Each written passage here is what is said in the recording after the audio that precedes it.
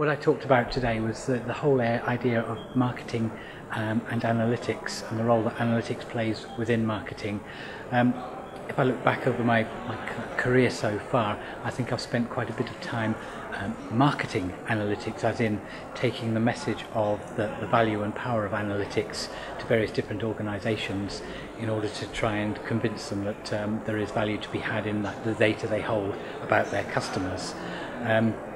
SAS allows marketing organisations to become not just more efficient in the way that they perform their business, so automating the process of making campaign selections, but also making sure that those campaign selections are effective. In other words, making sure that you target exactly the right people, so the people that you think are going to behave in the way that you want them to behave. For example, if you're looking at a marketing campaign, being able to figure out ahead of time from historical data who the most likely people are to respond, and equally importantly who the most likely people not to respond are, means that you can focus on contacting just the right people, so that you eliminate the waste from your marketing budget, whilst concentrating your resources on the people that are most likely to do what you want them to do. So if you look at, say, the benefits of using analytics in marketing campaigns in order to better target your selections, if you, say, look at an organisation that uses just gut feeling type selections, so for this campaign we're going to send it out to people who are between a certain age range or hold this set of products, or the people that we sent the campaign out to last year, and then you look at the uplift once they've started to build predictive models based on historical data to predict who will respond this next time, you can see uplifts in response rates 2 to 3 times, improvements in return on investment 2, 3, 400% on what they were doing previously. With lots of customer examples of customers who are actually achieving those sorts of uplifts. In my presentation today I talked a bit about Vodafone, for example, who for their marketing selections use predictive models behind those, and they see anywhere between 3 and 10 times the uplift in terms of response rate, which translates across a whole set of marketing activities to an uplift in the return on investment on their marketing spend of anywhere up to 4 times or 400% improvement on return on investment. Do you consider social networks phenomenon gives the companies some important, some relevant data for analyzing?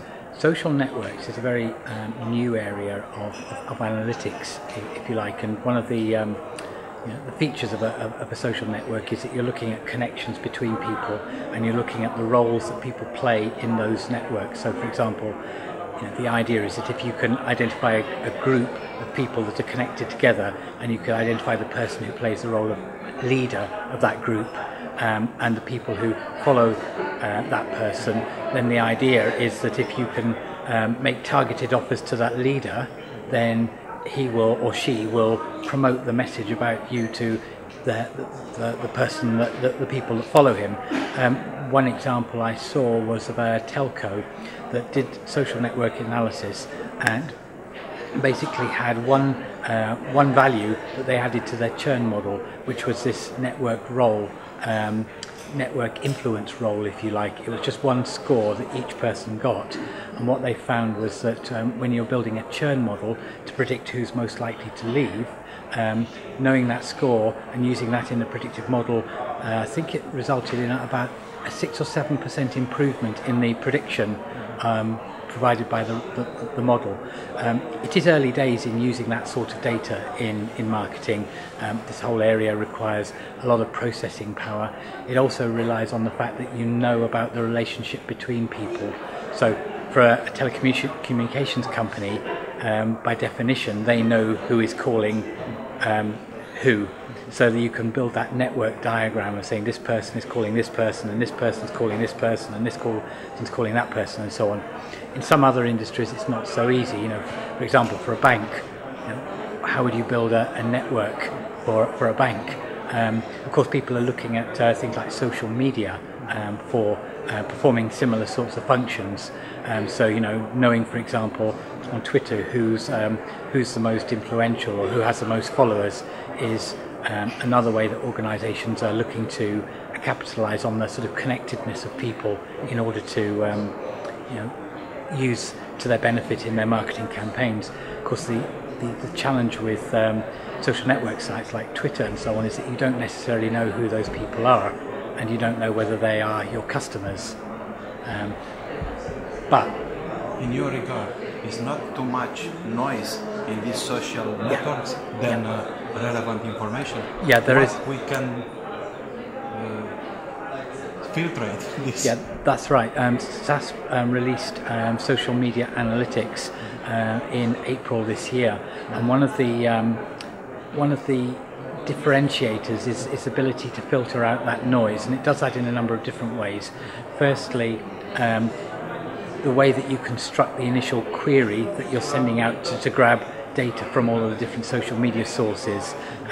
If you make that too generic, then obviously we pull back a lot of data with a lot of noise in it. If you make it too specific, then you don't get very much data and you can't generalize the results.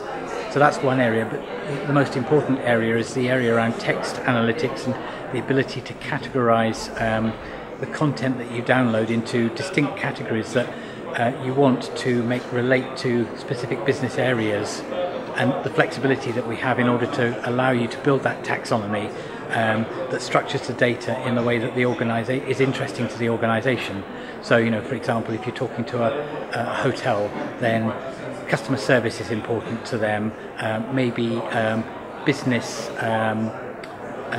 centre, you know, those sorts of topics are important, amenities, those sort of things. And if they can structure the data they get from the social data sphere, so to speak, into those categories that make business sense to them, that's one step of it. And the other step is to actually be able to detect the sentiment of people. So when they say something, can you automatically figure out whether they're happy or unhappy, whether they're positive about you, whether they're negative about you. And that's another area that SAS differentiates itself in, its text analytic capabilities that are used underneath the social media analytics solution. So in conclusion, we come back in these video times in the text analyzing. Yes. Like in 1,000 years ago. Well, yeah, that's an interesting point. It's just that with the explosion of social media and text data sources in general, there's so much data that's not structured, and the benefit to organisations if they can structure it and make sense of it has to be enormous. We're still in the very early days of using text analytics, and you know, we talk about, say, for example, sentiment analysis, and one of the questions I get asked quite a lot is, how accurate are you? So you say that a person is positive about your organisation. How sure can you be that you're right? And that's a difficult question to answer, because the reality is, if you look at a piece of text and I look at it and I try and figure out whether I think that's positive or negative, and I give it to you and you read it, then we might disagree. So getting a machine to do that and agree and be 100% accurate is never going to happen. But what you can do is look to get your system tuned so it's maybe 80% accurate, and that means that most of the information that you send it, most of the documents that you send it, it can classify with no problems, but there are still some that it may highlight and say maybe someone should have a look at it. And you should never rely 100% on these sort of systems, so you still have a human being involved in this process as well.